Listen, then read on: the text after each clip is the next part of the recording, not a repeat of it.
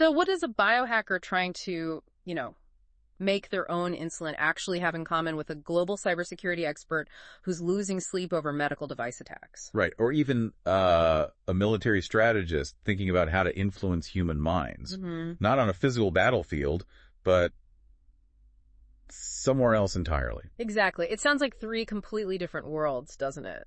But today we're doing a deep dive into how these, seemingly separate fields aren't just overlapping anymore. No, they're actively converging. Yeah. Rapidly. And it's creating this entirely new, incredibly complex landscape of risks. Challenges that, frankly, demand our attention right now.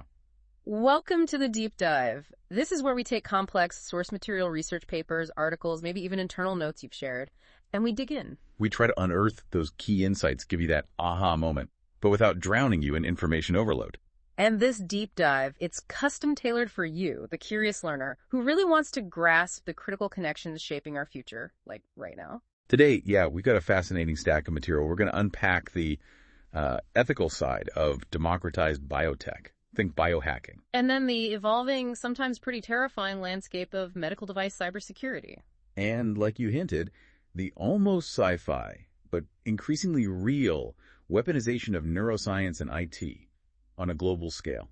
We'll trace how issues from frustratingly slow healthcare regulations all the way to the rise of AI-powered influence campaigns are forcing us to fundamentally rethink security. And safety. And even maybe the very nature of human vulnerability itself. It's definitely a journey, and it highlights this urgent need for really robust risk management across the board, from your personal health choices right up to national security strategy. We'll look at why people are taking health into their own hands, the motivations there. And the very real dangers hiding in our connected medical devices, things we rely on every day. And even that speculative but maybe chillingly plausible future, where the human mind itself is seen as a domain of warfare. The whole conversation really touches on protecting what matters most, whether that's personal health data or, the integrity of global digital infrastructure. Which is a great moment to mention protection.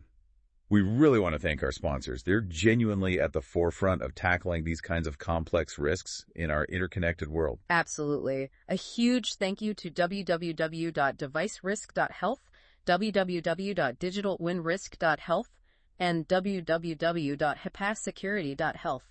They're all about understanding and mitigating precisely the kinds of risks we're digging into today. These deep dives honestly wouldn't happen without them. Okay, let's get into it. Let's unpack this first piece of the puzzle. It's titled Biohacking, the ethical implications of democratizing biotechnology. Right. When we think about medical progress, usually we picture, sterile labs, white coats, years and years of super rigorous testing. Slow, deliberate, very expensive. Exactly.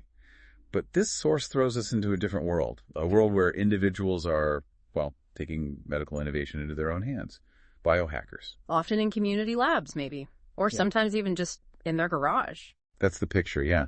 So what's really driving this sort of grassroots movement, and what kind of tensions pop up when you have this decentralized innovation pushing against the established way of doing things? The source really points to two main frustrations, and honestly, they're pretty understandable when you hear them. They really are. The first one is what it calls the excessive time to market for medical stuff. Think about the timelines. Yeah, they mentioned 2016 figures. Medical device approval, averaging 3 to 7 years. And new drugs. A staggering 12 years. Average. 12 years. That's not just a number. That's potentially a decade or more between a discovery and a patient actually getting a life-saving treatment. It's huge. And it's not just the biohackers noticing.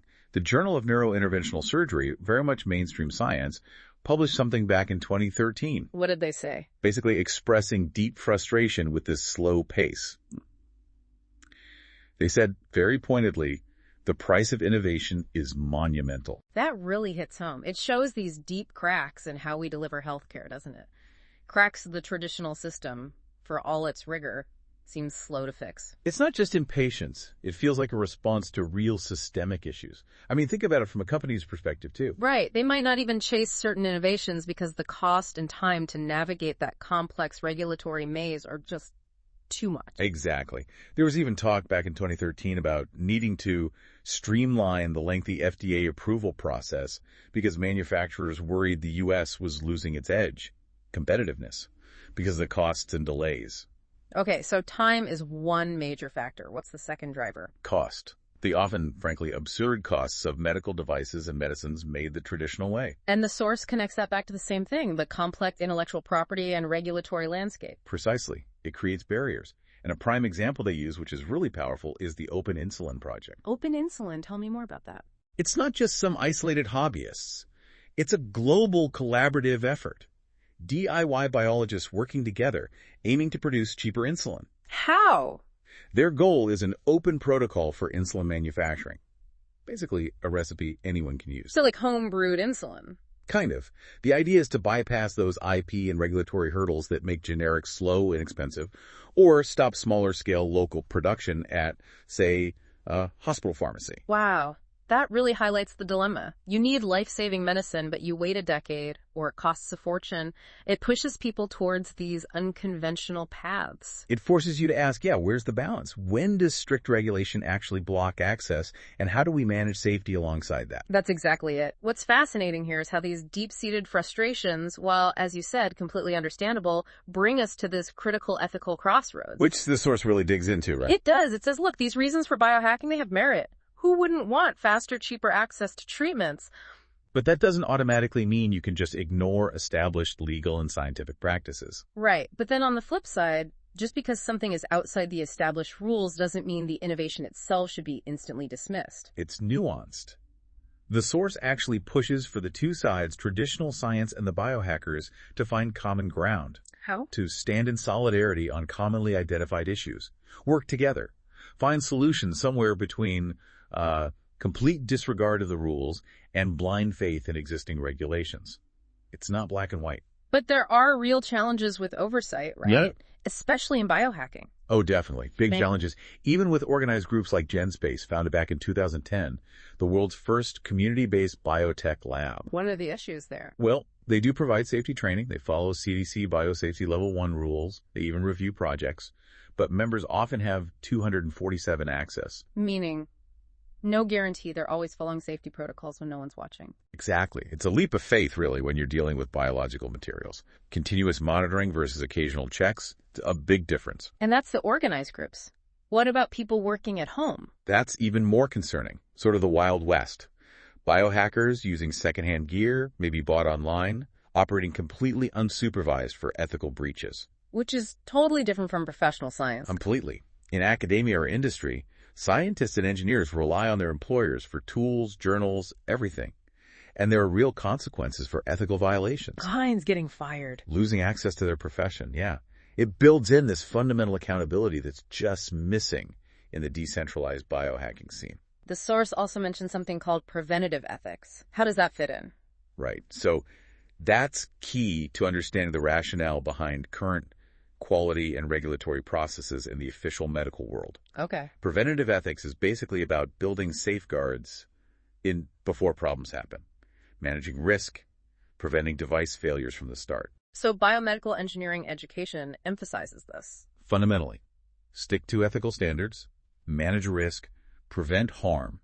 Engineers are held responsible, legally liable for their inventions, unlike independent biohackers. And then there's user error. Even with perfectly made devices. A huge, often overlooked issue. Even FDA-approved devices can fail if used incorrectly.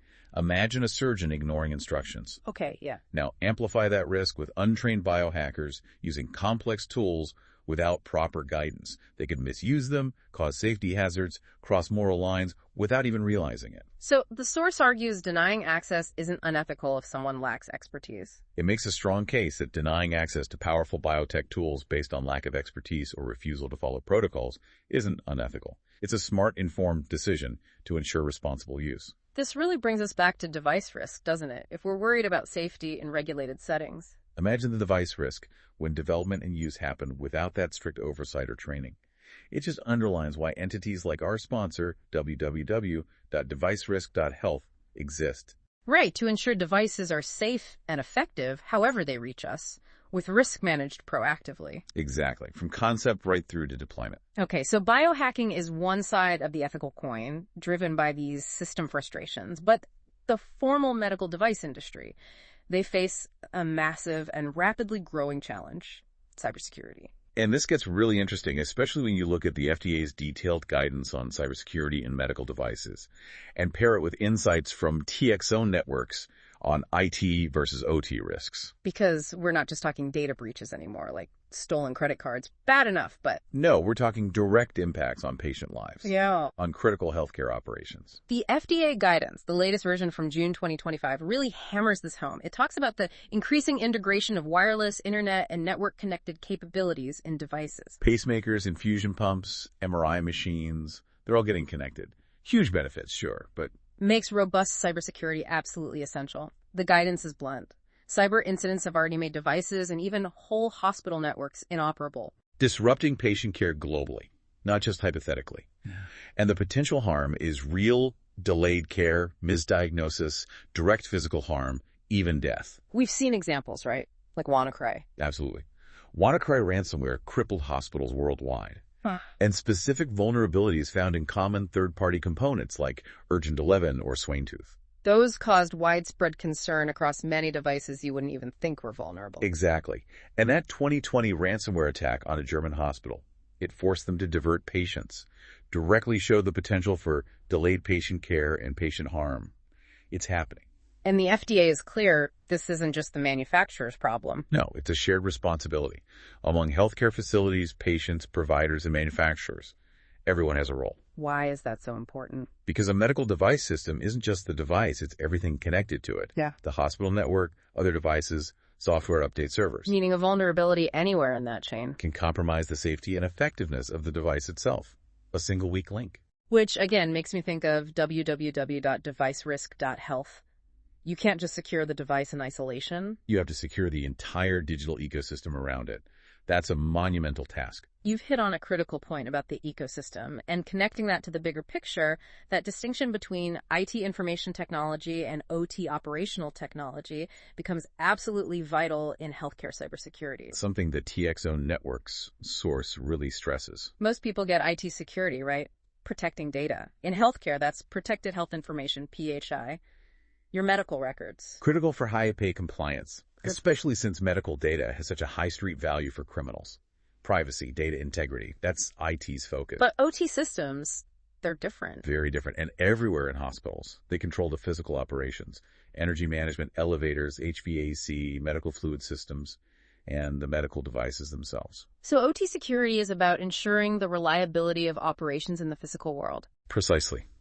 If OT goes down, physical operations stop. And OT security has unique needs.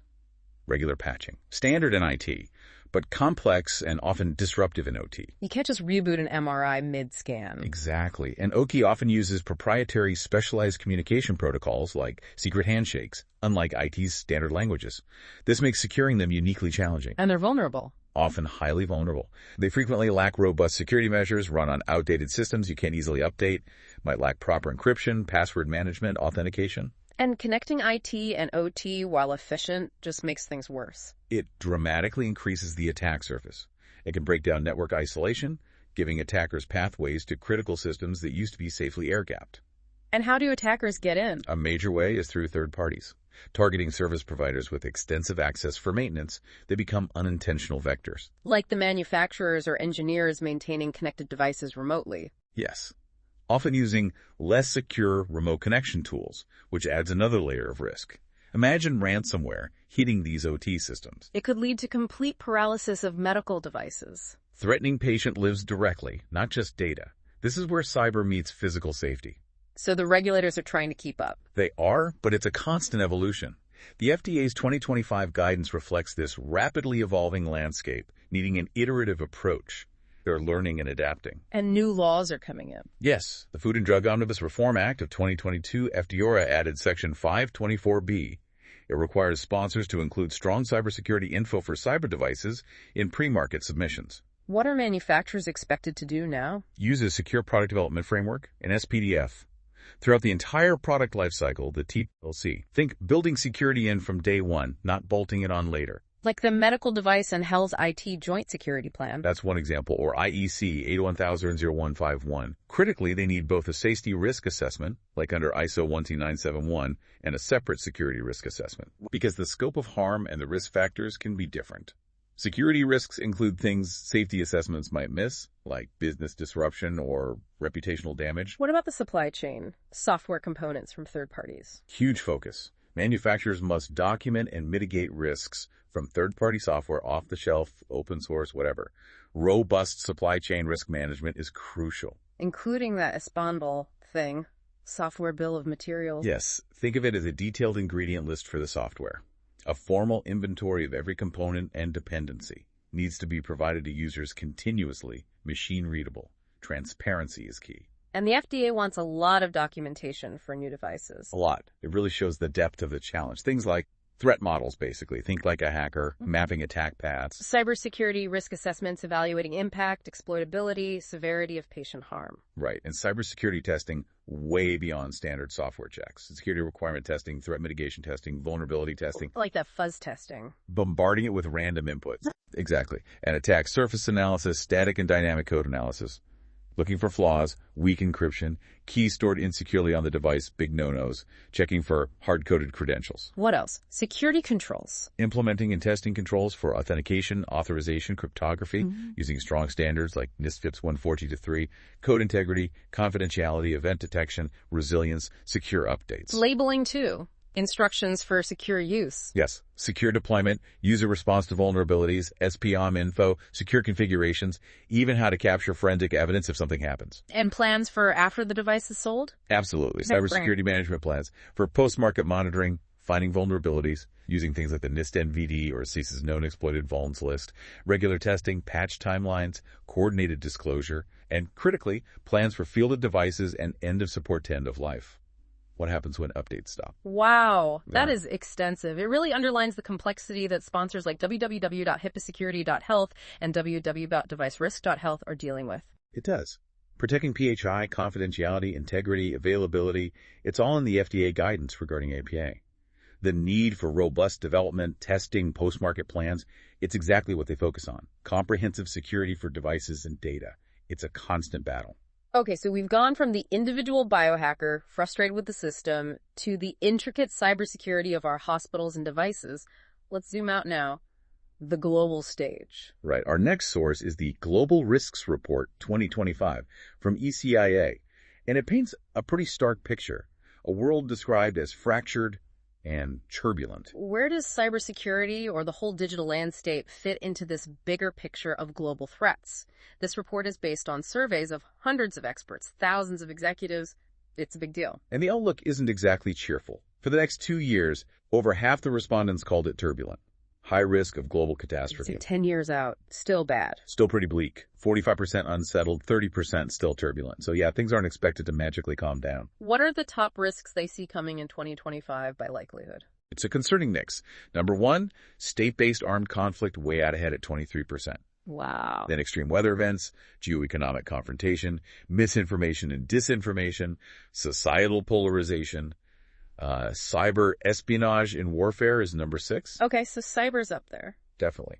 Then economic downturn, critical change to Earth systems, lack of economic opportunity, and erosion of human rights and equality rounding out the top 10. What about the immediate concerns, say, the next 2 years? The top 5 really stand out. State-based armed conflict, misinformation and disinformation, extreme weather events, societal polarization, and number 5, cyber espionage and warfare. It's seen as an immediate, pressing digital threat. And longer term, 10 years. The focus shifts more environmental. Yeah. Extreme weather, biodiversity loss, critical change to Earth systems, resource shortages, but misinformation, disinformation is still there. Yeah. And adverse outcomes of AI technologies climb significantly. So a dual threat. Immediate digital conflict, long-term environmental, and tech disruption. Cyber espionage and warfare being a top 5 near-term concern. And things like digital disruption, new technology, and AI are rising fast too. It really connects to our sponsor, www.digitalwinrisk.health, doesn't it? How so? Well, as our world gets more digital, the risks inside those digital systems and how we model them become absolutely critical. It's not just about physical risks anymore. That brings up a really interesting point. Why do different groups see these risks so differently? You mentioned the WEF report ranked cyber lower globally. Right, 14th globally in their wider report. Yeah. But then you look at the FIRMA and Risk and Focus surveys polling actual European risk managers and internal auditors, people on the ground. And for them, Cybersecurity and data security is number 1. The top risk in Europe, 83% put in their top 5. 37% said it was their absolute top priority. That's a massive difference. Why? It suggests that while global experts might focus on the big picture geopolitics, climate net, the immediate tangible worries for businesses are digital. A disconnect between the macro view and the operational reality. What else are those European risk managers worried about right now, say, next 12 months? Top 5 are cyber attacks, geopolitical uncertainties, uncertain economic growth, talent management, and data breach. Interesting that cyber attacks and data breach are both in the top 5, seen as distinct issues. And looking out 3 years. Regulation climbs to number 1, then geopolitics and the speed of technological change. So managing innovation and the legal landscape become key midterm. In 10 years. Back to the environment. Climate change adaptation, carbon neutrality transition, natural disasters. It shows how concerns shift over time horizons. What about AI? You mentioned that was rising fast. Hugely fast. It was the fastest growing risk area in the Risk and Focus survey, expected to jump from 4th to 2nd by 2028. Things like ChatGPT appearing so quickly really put safe adoption of AI on the board's agenda. But are companies ready? They're trying. 89% of risk managers say they're taking action. But they face hurdles. Too expensive, lack of perceived value sometimes, and a big one, lack of skills. There's a gap between knowing it's a problem and having the resources to fix it. How is this affecting insurance? Profoundly. Premiums are up, insurers are adding exclusions for specific risks, and there's a lack of innovative solutions. Over half the risk managers think some activities or places will become uninsurable. Uninsurable. Due to what? Cyber attacks are a big factor, 55%, second only to climate change physical risks, 73%. It's changing the fundamental landscape of risk transfer. So what's the advice? How do organizations build resilience? The Global Risks Report highlights things like mapping supply chain weak points, building in redundancy, just in case, not just in time, using future scenarios for stress testing, leveraging AI for insights, and building trust. That focus on cyber attacks and data breaches by the managers on the ground really validates the work of www.devicerisk.health and www.hippasecurity.health, doesn't it? Absolutely. And the broader trends, digitalization risks, needing digital risk management tools, that's where www.digitalwinrisk.health fits, tackling those systemic digital integration risks. In the short term, digital threats are front and center for businesses. Okay, prepare yourself. This is where our deep dive takes a truly mind-bending turn. Okay. Our next source, an essay called Weaponization of Neurosciences, comes from the NATO Innovation Hub. It explores something that sounds like pure sci-fi, but it's treated here as a very real, very urgent threat. Which is the human mind, as a domain of military operation. Okay. Wow. How is this presented? Well, the essay is framed as fiction with a disclaimer, but it uses this narrative to get across what it sees as factual, deeply concerning insights about future conflict. It's meant as a wake-up call. So, weaponizing neurosciences. What does that actually mean in this context? And how does NATO, in this story, end up seeing the mind as a sixth domain of warfare, alongside land, air, sea, cyber, space? The core idea is this convergence: nanotechnology, biotechnology, information technology, and cognitive sciences, NBIC. The essay argues these are providing state and non-state actors with true game changers. Not just separate fields anymore, but merging. Exactly. The narrative starts in 2018 with weak signals of this convergence and builds to a fictional 2040 scenario where NATO triggers Article 5 collective defense because of NBIC attacks. And the mind becomes a domain. When? In the story, it's the 2026 Brussels Declaration. Why?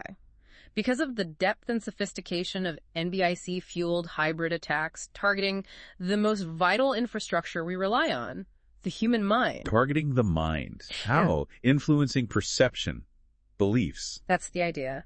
Influencing decision-making processes as a form of warfare. The term used is malicious mind hacking. And this isn't just NATO's fictional idea. No, the essay points out that malicious mind hacking made an explosive entry into the World Economic Forum's Global Risks Report in December 2022, ranked third in likelihood and impact, defined as a threat posed by some digital products and services to human cognition. So there were earlier warnings. Yes, like the 2019 Hacking Humans report from NATO Stratcom COE. It highlighted the massive threat from mental manipulation driven by the internet, social media, big data, AI, all using our personal data. Data we often just give away. Quietly, yeah.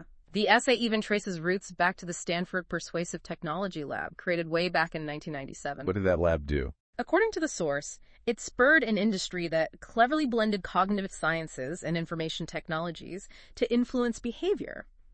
There's a chilling quote from a Google ex-employee in 2015. What did he say? Never before has a handful of people working at a handful of tech companies been able to steer the thoughts and feelings of 1 billion people. He called it the most urgent problem when you frame it like that. The leap to weaponization feels less sci-fi, more disturbingly logical. And states and non-state actors quickly caught on, right? Using this for influence campaigns. Definitely.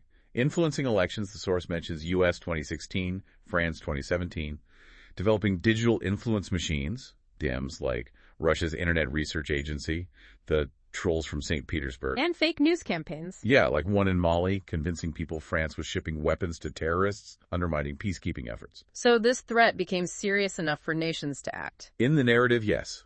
5 nations, France, Germany, Japan, Norway, USA, formed the 5 Brains Initiative in 2024. To do what? Mobilize budgets, share data, draft doctrine for dealing with malicious mind-hacking aggressions, fueled by NATO research. Was there pushback? Oh, yeah. Big Tech, JFAM, NATO, BATX lobbied hard against recognizing this. But activists within the companies and the spread of GDPR-like regulations weakened their efforts. Because people started realizing That blindly giving away their personal data was the modern equivalent to leaving a Post-it note with sensitive info out for anyone to grab. It paints this picture of a new kind of war, targeting our thoughts, our reality. It's a truly unsettling vision, and like you said, it's not just theoretical. It draws from existing military doctrines and these NBIC advances. So how do these non-obvious wars actually happen? What are the really disturbing implications when these technologies merge? The essay connects it to evolving conflict concepts. Hybrid warfare, coined in 2005, mixes conventional, irregular cyber warfare with influence methods, fake news, diplomacy, lawfare, all designed to avoid attribution. Plausible deniability. And China's 3 warfares. Approved in 2003. Strategic psychological ops to influence foreign leaders. Media public opinion warfare to shape views. And legal warfare to manipulate policies and shape the legal context for their actions. Russia's Gerasimov Doctrine, too. From 2013, yeah. Stated, the rules of war have changed. Non-military means often exceed weapons power. And crucially, the information space opens wide asymmetrical possibilities to weaken an enemy. What these all point to is This new reality of non-obvious warfare. Blurred lines between war and peace. A permanent background hum of conflict, often ambiguous. The target might not even know they're being targeted, they just think they changed their mind. But the real game changer is the NBIC convergence. Nanotech, biotech, info, cognitive sciences. Exactly. Converging specifically to design neuroweapons, making R&D here a top priority. Think human enhancement, degrading enemy performance. Affecting intelligence, senses, shaping consciousness. That's the frightening potential described. Influencing not just what people think, but how they think. Maybe even making them incapable or unwilling to resist. Affecting large groups, maybe even reshaping the consciousness of whole populations. It goes way beyond simple propaganda. And the source uses these fictional 2039 incidents to illustrate the danger. Right. 2 incidents that, in the narrative, trigger NATO's Article 5, showing plausible, devastating outcomes of weaponized NBIC. What was the first one? In Kumwa Hill. In Zambia, March 22, 2039. Started as a commercial dispute over rare earths. But autopsies after a skirmish revealed superhuman Chinese combatants. Superhuman? Resulting from gene editing CRISPR-Cas9 tinkering, giving them built-in night vision, resistance to sleep deprivation, thirst, heat, humidity, extreme advantages. And connected to their weapons. Retrofitted with AI and biomaterials to brain control their weapons, direct neural interface. A blatant violation of the Nuremberg Code, the source notes, fundamentally altering biology for war. Truly terrifying. What about the second incident, Norway? Bardu-Kirkenes, April 6, 2039. More severe, involving Norway, Finland, USA, Russia, China, and the Arctic. What was the goal? Russia aiming to undermine support for a U.S.-Norway radar system. Globe is the third, and degrade the health of troublemakers, opposing their expansion. A hybrid attack. How did they do it? First, sophisticated fake news deep fakes campaigns, smearing politicians, spreading fear about radar health hazards to sow public distrust. And second, the lethal use of bioweapons, deployed by subcontractors of a joint China-Russia venture for the Polar Silk Road project. Where did they get bioweapons? Sourced from the black market. Disturbingly tested first on Sami reindeer herders who are opposing a railway project. The source notes Chinese military strategy highlighted biology, even mentioning potential for specific ethnic genetic attacks. A horrifying thought. Truly. And the tragic irony. The perpetrators themselves died from handling the bioweapons without proper protection. It revealed the biohazard. These fictional incidents, they really drive home the potential consequences. They're presented as plausible outcomes, showing how deeply intertwined biotech, IT, and cognitive science can become in global power struggles. Extreme examples of digital win risk.health and device risk.health risks. Brain control, neuroweapons, gene editing for soldiers, profound societal risks. And the bioweapons angle hits health system vulnerabilities, aligning with the concerns of pacemakers.health. Protecting well-being requires robust public health defense, too. The essay even mentions blockchain and quantum computing for tracing attackers. Yeah, highlighting the complex digital infrastructure needed for defense, underlining the need to manage digital risks when anything can become a weapon. It's a chilling vision forcing us to face our vulnerabilities. Okay, it's clear from all this, the stakes are incredibly high. Whether it's ransomware hitting hospitals, the ethics of biohacking, or this chilling prospect of mind hacking and biosoldiers. So, what do we do? Yeah, what does this all mean for us? What strategies emerge from these sources for individuals, organizations, nations? How do we build resilience against these diverse, interconnected threats? The Weaponization of Neurosciences essay, despite being fiction, ends with 3 very relevant, actionable points. Okay, what are they? 1, the human mind should be seriously considered becoming NATO's 6th domain of operation. Not just military jargon, but recognizing the cognitive space needs doctrines, training, rules, just like land or air. 2. Any successor to NATO's AWACS system must obviously address all domains, including the human mind. It needs to detect and counter cognitive manipulation attempts, address the influence issue. And the 3rd point. Perhaps the most profound. Security is not merely a military issue. Global security is a society issue, and critically, the public is simply not aware of it. There's a severe lack of knowledge worsened by a post-factual culture. That's huge for all of us. A societal issue. How do we address that? The essay proposes actions framed for a NATO summit, but they're broader. Things like increasing sustainable, accurate information for people about NBIC threats. Enhancing civil security literacy, empowering people to understand and respond. Integrating defense and security issues into education at all levels. Schools, universities, continuing out self. Make it fundamental. And heightening public awareness about the complexity of decision-making in these scenarios. Help people understand the gray areas. It's not just about military readiness. It's a societal mindset shift. Everyone needs to understand these new battlefields, navigate the information landscape that can be weaponized. Exactly. And beyond those broad societal shifts, what concrete practical measures can be taken, especially in critical areas like healthcare and tech?